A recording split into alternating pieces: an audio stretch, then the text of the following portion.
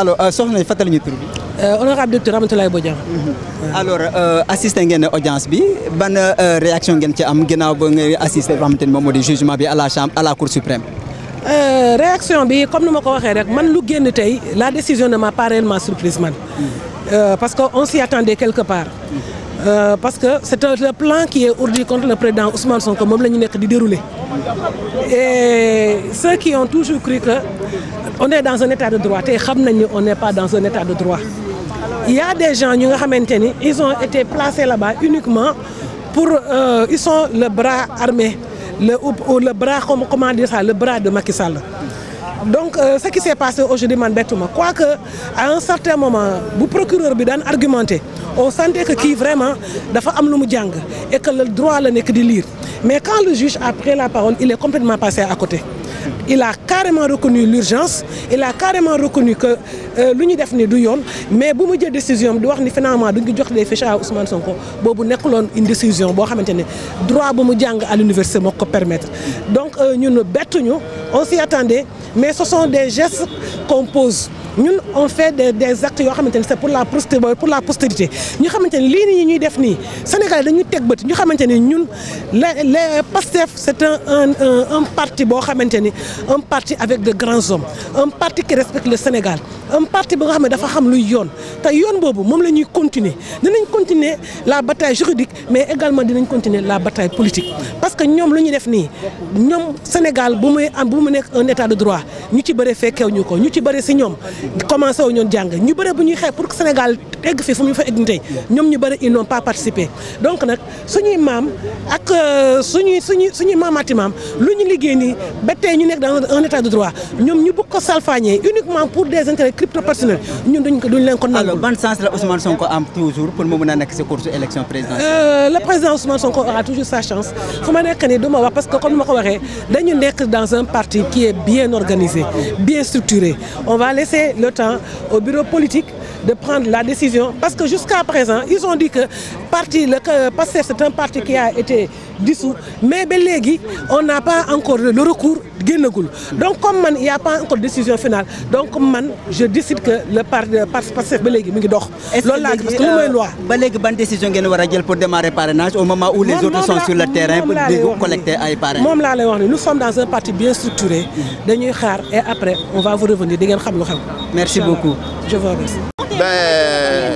C'est le coup de massue, comme je le dis, le coup de grâce. Et je pense que l'expérience vient de révéler que quand un juge est en train de lire son délibéré, il ne faut pas avoir le sourire tant qu'il n'a pas rendu la sentence.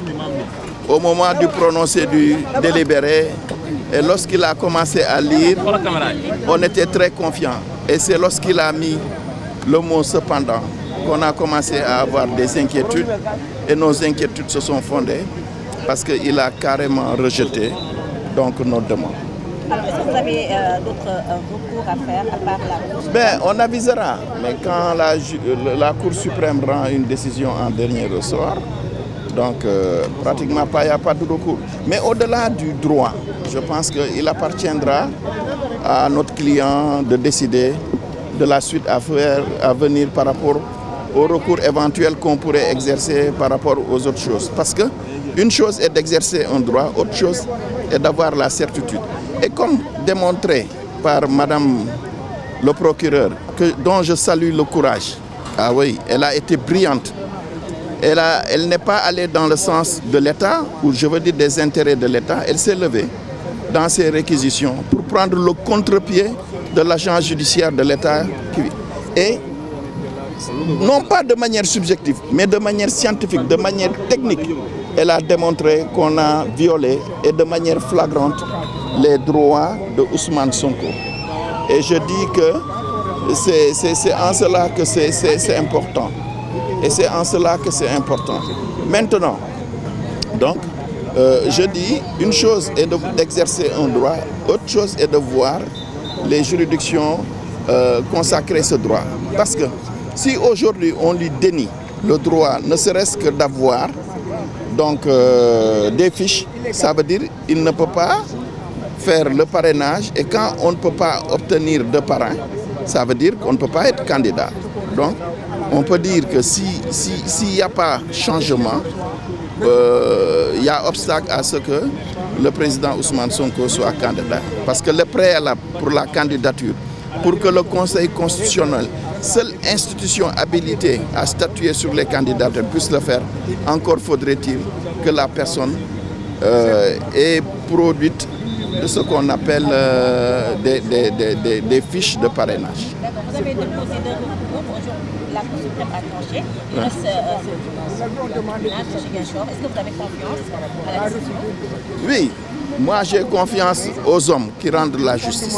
Voilà. Les gens disent souvent j'ai confiance à la justice. Moi c'est au cas par cas. Voilà.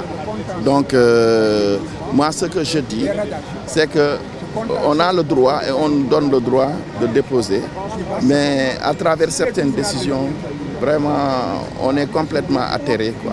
Parce que, et comme elle l'a dit encore une fois, je ne manquerai jamais de revenir sur ces réquisitions. Qu'est-ce que ça coûte de donner une fiche à quelqu'un?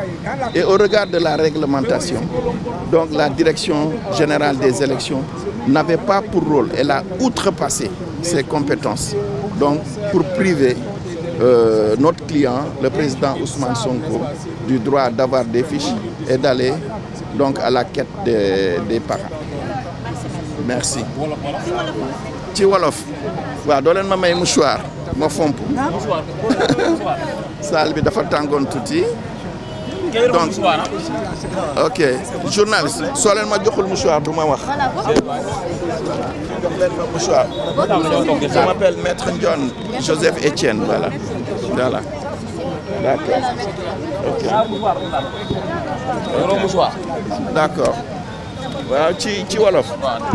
Ben ci wolof maanaam tey dañu ñëw fii am déception bu rëy parce que yaakaaroon nañu ne li direction des élections def tegu ko ci yoon te puisque soo amee problème donc da nga koy yóbbu ci yoon ñu ñëw indi ko fi mbaxane doon benn mais bi ñu ñëwee donc jaaxle ak mbetteel la ñu am parce que li ñu bëggoon juge bi joxuñu ko dañoo bëggoon ñu jox Ousmane Sonko fiche pour que mu mën a dem uti parrainage mais juge bi nee na direction générale des élections am na droit la wax ne du jox Ousmane Sonko fiche parce que comme li mu wax ne dañ ko génnee ci liste électorale.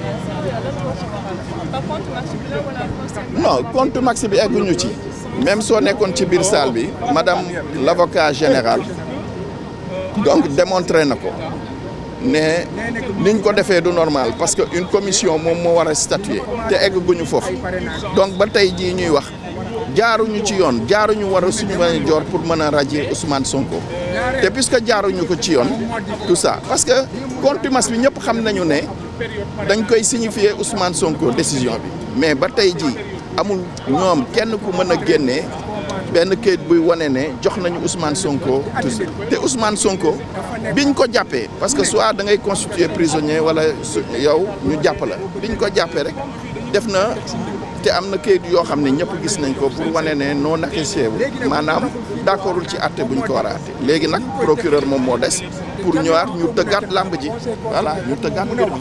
Est-ce que Sonko il est toujours candidat pour 2024?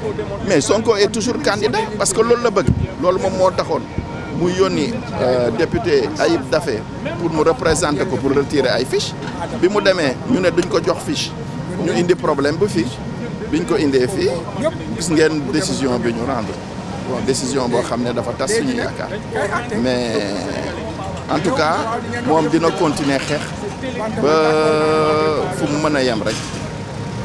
yan bataille judiciaire moo ci mën nga wax entamé waat. Non am na yenn yoo xam ne duñ ko dévoiler donc c'est par stratégie am na yenn yoo xam ne il faut que ñu waxtaan ci ak suñu client voilà. Ok, merci beaucoup. Merci beaucoup.